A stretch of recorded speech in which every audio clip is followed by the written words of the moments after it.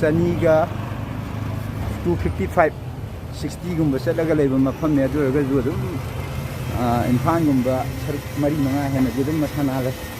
nam phaje jamna le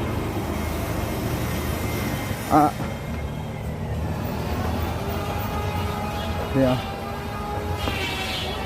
250 kilometer la pa na ma tela mung da koi di gaw oina le ram gadra na khalu ne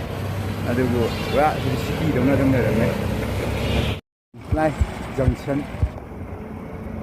Lawngtlai junction ni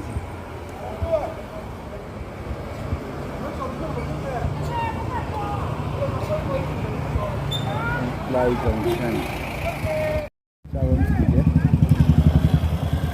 sawan sidi lagi sejak ya oh ese nahi la doni dulu na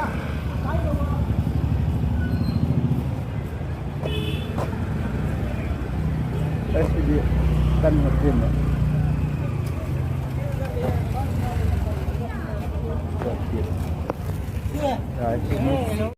rice कितना है rice हाँ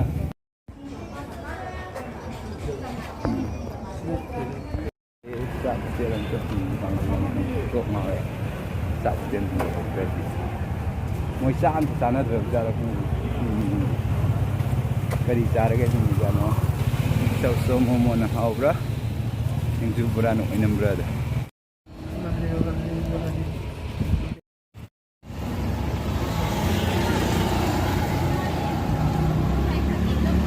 Lawngtlai da kap tore Lawngtlai da kap tore ko je Lawngtlai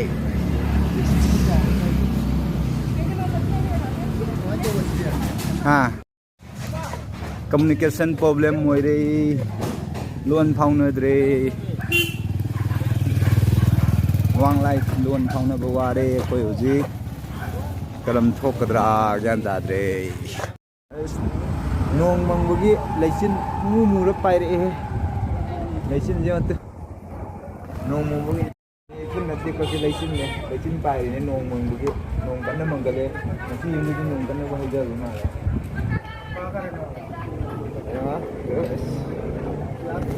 ya pung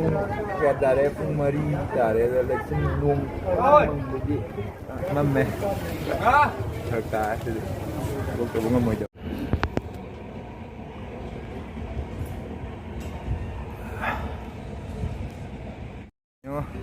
Mizoram ki view ji am phadi phajare lai bi am ma ga mafam ne ba pot tai man tang ba ji da thabak kum ba ma tawdra di lai ngamwa da koi boina la ko di am wa re ni tai tha no ko tai tha am kaw no ta lai bi am ma ba ting ting lao re ji lai chin ga tha jan na ngong ga tare yo sa de view ji yo ta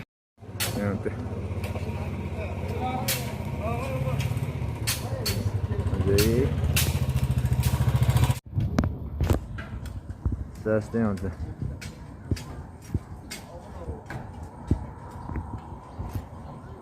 hey you see that one to liep pa ganyan tara puli je ode ja fe hai makla tha nik to na farak ta ra ba market abu sini hobi women market hai tare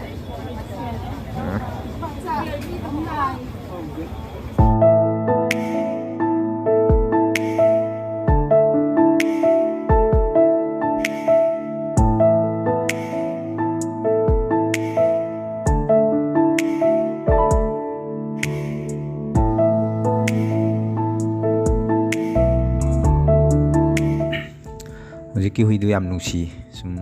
lambi na laku da thengnabani da majo ai friend oibagi mongda yam fajana napsanna leigare je koina laijina Lawngtlai 3 haina jaga dune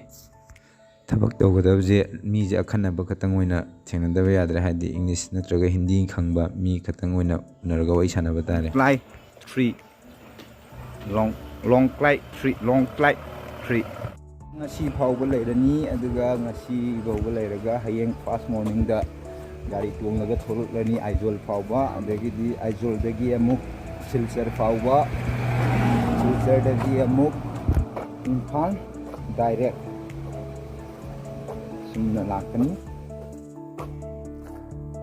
yamna ingba nungaiba tikpa haitare Lawngtlai haiba mafamse Aizawoldagi 260-70 kilometer gumba chalaga laiba mafamne adu oiragasu aduki matik yamna sahar gumna laye city amada imphaldagi dimon hena nale moigi sidagi Bangladesh so yamna lapre border gi Bangladesh border gumna lapre adu poti moigi sonda khatang nungaitaba haragadi karino haragadi potsegi maman si yamna wangbasimadi nuaite aduga laibagi populi yamna nunga adu ayamna Chinese culture ki type tawe Chinese culture ki type tawgunina sak kumba kalgumba di hangba sak kogi white rice kogi normal kogi sanari ba sak pak phangdre phangga su yam tange adu yam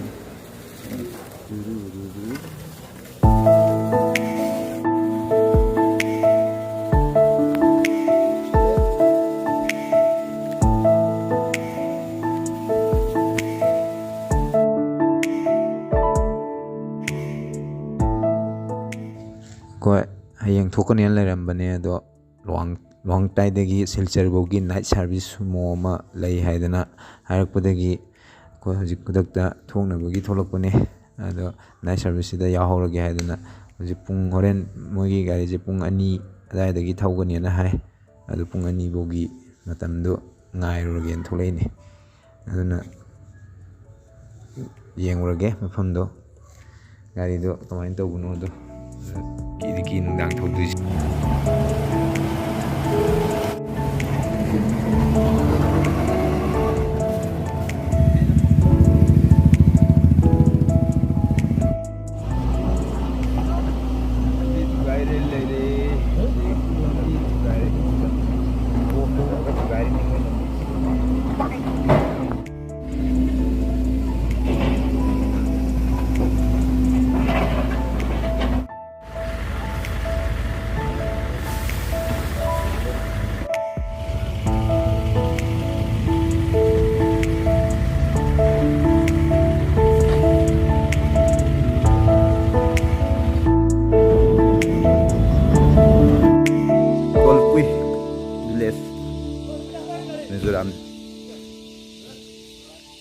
Mizoram gi Tolpui village ne edina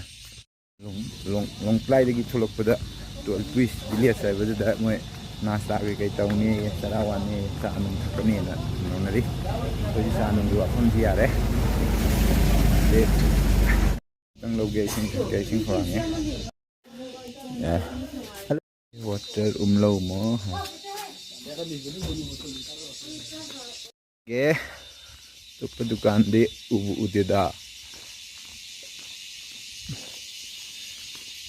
ais das dukan di umlau dukan leite sing su phangte sing phangdre dukan leite ta ji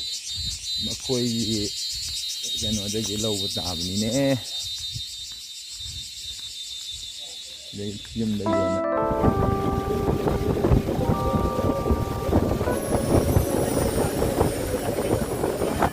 Echin kuta jadi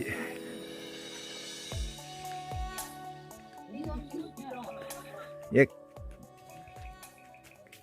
कौन सा जगह है ये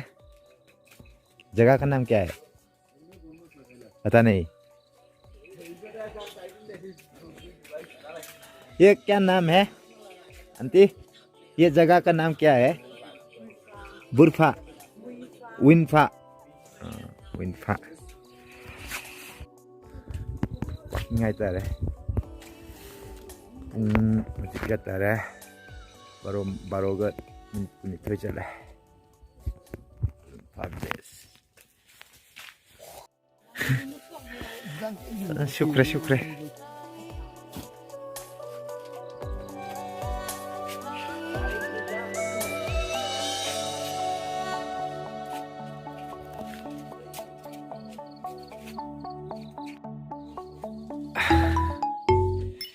ꯌꯥꯝ ꯏꯪꯕ꯭ꯔꯥ? ꯑꯩꯗꯤ ꯏꯪꯗꯤꯅꯦ.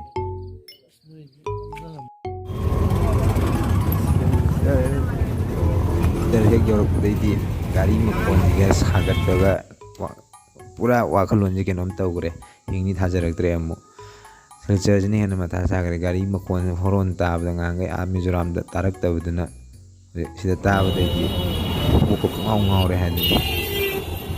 ꯄꯨꯡꯅꯤꯟ ꯅꯤꯜꯂꯤ. ꯁꯤꯗꯤ ꯁꯥꯕꯒ ꯀꯩꯒ. ꯑꯗꯩꯗꯤ ꯍꯌꯦꯡ ꯅꯣꯡꯉꯥꯜꯂꯒ ꯑꯣꯏꯅ ꯌꯨꯝ ꯊꯣꯛꯑꯅꯤ. ꯉꯁꯤꯒꯤꯗꯤ ꯒꯥꯔꯤꯁꯨ ꯐꯪꯗ꯭ꯔꯦ. ꯕꯟꯁꯨ ꯂꯩꯕꯒ. ꯕꯟ ꯂꯩꯕꯅꯤꯅ ꯒꯥꯔꯤ ꯐꯪꯗ꯭ꯔꯦ. ꯑꯗꯨꯅ ꯍꯌꯦꯡ ꯑꯣꯏꯅ ꯊꯣꯛꯂꯒꯦ. ꯕꯥꯏ ꯕꯥꯏ ꯃꯌꯥꯝ.